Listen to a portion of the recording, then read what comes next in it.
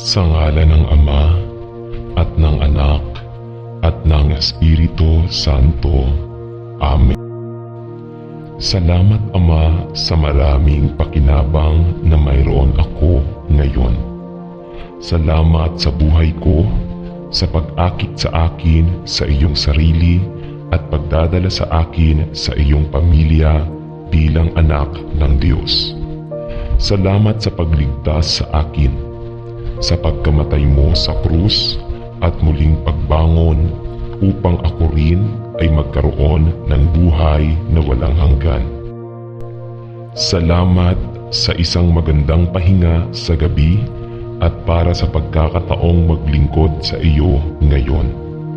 Salamat sa kalusugan at lakas na mayroon ako. Sa pagsisimula ko ng isang bagong araw, nagpapasalamat ako sa iyo na ang iyong mga awa ay bago at sariwa tuwing umaga. Dakila ang iyong katapatan. Salamat Ama sa pagmamahal sa akin. Naway sumikat ang iyong pag-ibig sa pamamagitan ko sa iba upang makilala din nila ang mga kababalaghan ng iyong biyaya sa pangalan ni Jesus. Amen. Isang paggising na panalangin ng papuri. Mahal na Panginoong Jesus, habang binubuksan ko ang aking mga mata sa umaga, pinupuri kita sa pagdadala sa akin ng ligtas sa buong gabi at pagbibigay sa akin ng sariwa bagong araw na ito sa unahan ko kung saan lalapit sa iyo. Salamat sa iyo para sa pampalamig na pagtulog at ang kagalakan at mga pagkakataon na nagdudulot ng isang bagong araw. Ipinagdarasal ko na ikaw ay humantong at gabayan ako sa ngayon at bigyan ako ng karunungan sa lahat ng aking sinasabi at ginagawa. Naway mabigyan ako ng pagkakataon na sabihin sa iba si Jesus, sa salita man o gawa. Ipinagdarasal ko na ako ay maging isang mabuting saksi sa iyo at ang pag-ibig ng Panginoong Jesus ay makikita sa akin. Panatilihin mo ako mula sa mga tukso na napakabilis na nagsisiksikan sa aking abalang buhay. At maaaring ngayon ay isang araw na ako ay lumago sa biyaya at sa isang kaalaman tungkol sa iyo. Higit pa at higit pa. Amen. Panalangin ng bahay-asawa para sa paparating na araw. Mahal na Amang Diyos, ang araw ay nagsisimula pa lamang at mayroon akong maraming maliit na tungkulin na kailangang asikasuhin. Ipinagdarasal ko na luwalhatiin kita sa pang-araw-araw na gawain na kailangan kong ibaling ang aking atensyon ngayon.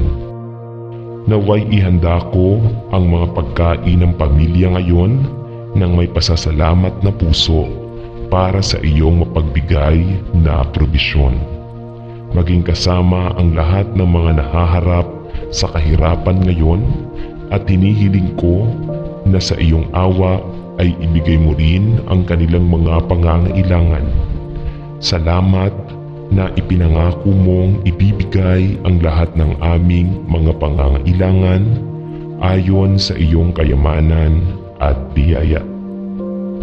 Gusto kong pasalamatan ka para sa tahanan na iyong ibinigay para sa aking pamilya at sa akin.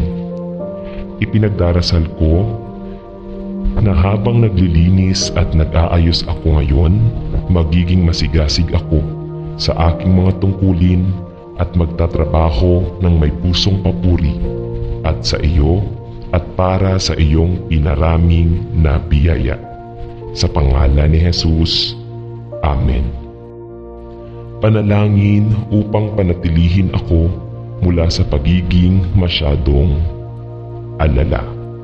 Mahal na Panginoon, sa simula ng araw na ito Tulungan mo akong panatilihin ang mga mata ng aking puso sa iyo at naway hindi ko isakripisyo ang talagang mahalaga para sa kung ano ang nakikita kong apurahan.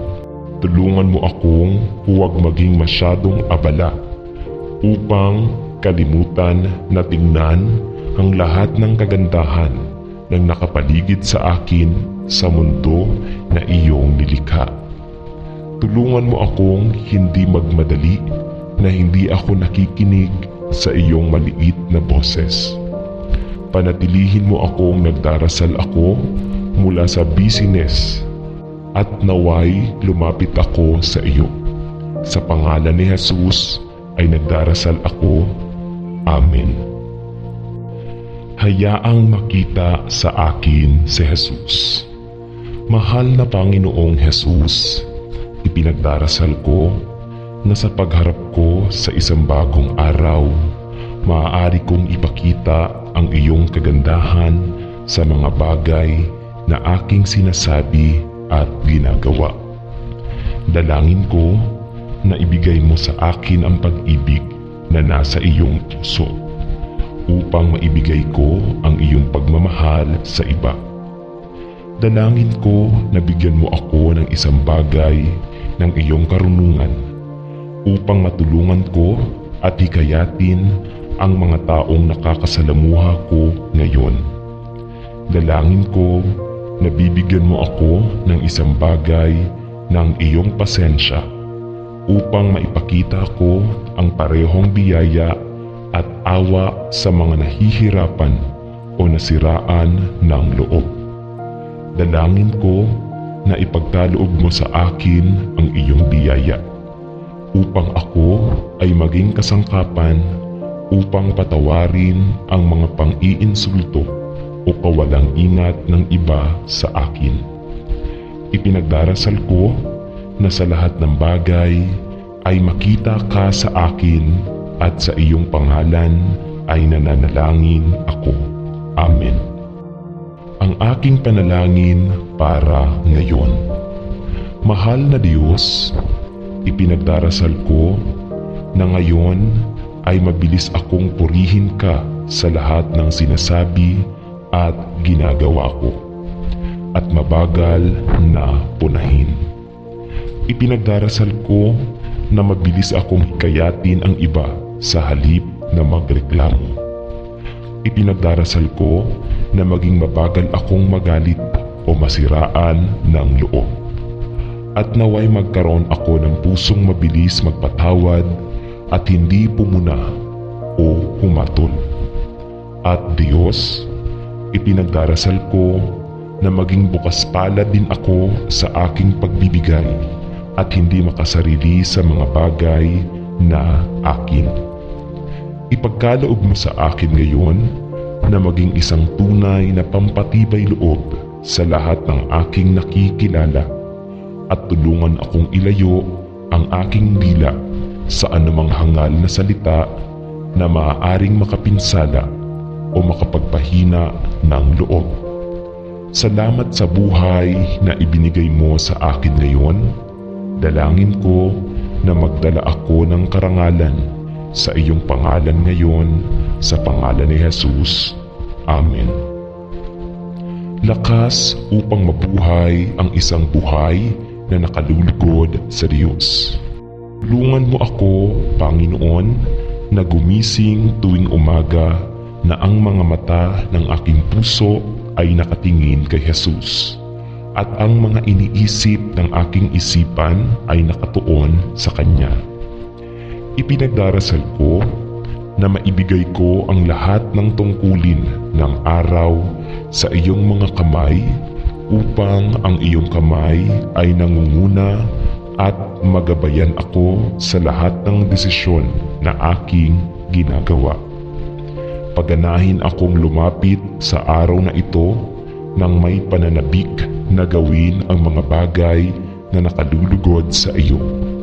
Isang pagpayag na harapin ang mga paghihirap na maaaring tumawid sa aking landas ngayon at karunungan upang sabihin ang katotohanan sa pag-ibig.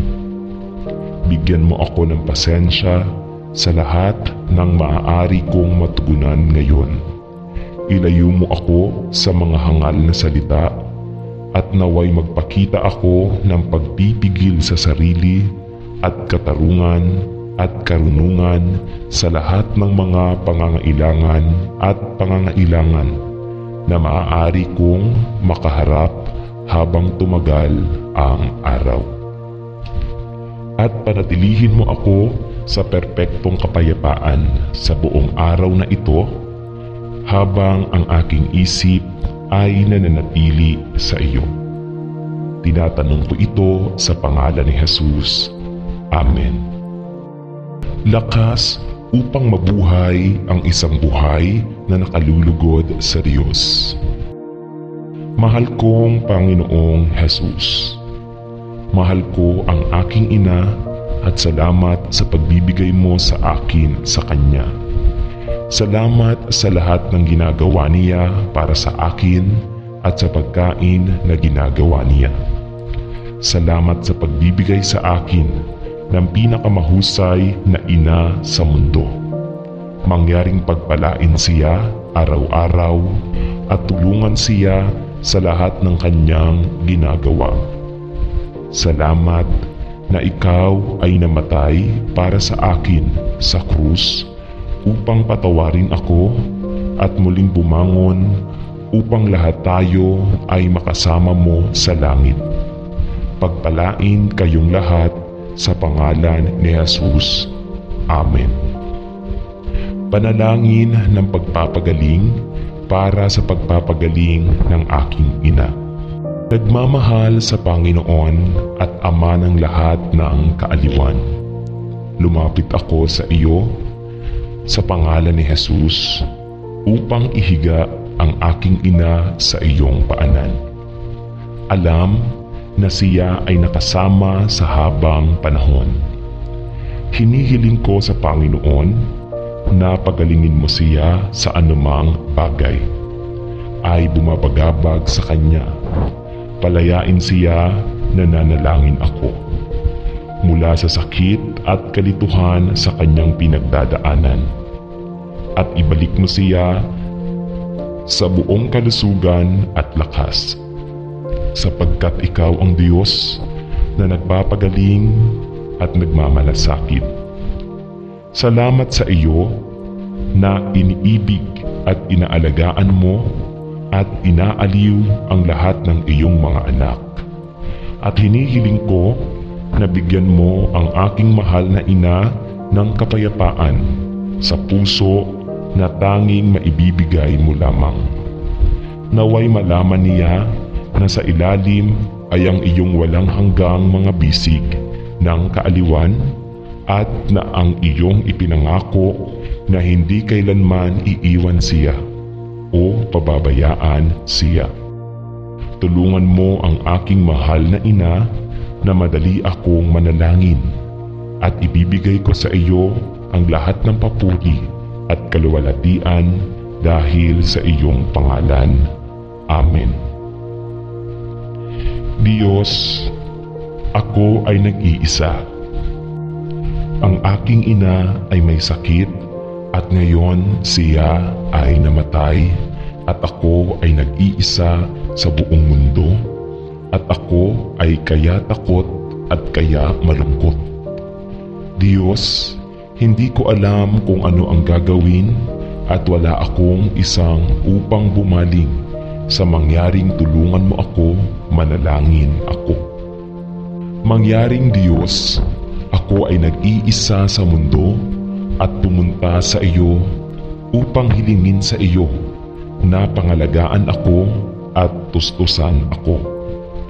Tulungan mo akong mangyaring harapin ang hinaharap nang wala ang aking mahal na ina na laging nandyan para sa akin.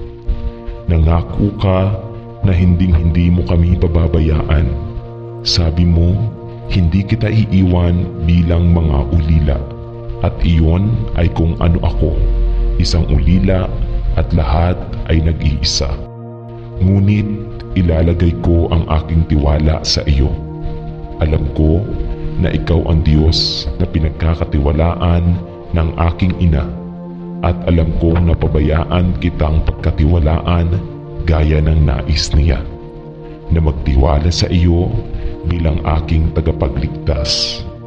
Kaya, Panginoon, inilagay ko ang aking buhay sa iyong mga kamay ngayon, at hilingin sa iyo na ipakilala ang iyong sarili sa akin sa paraang kilala kayo ng aking ina.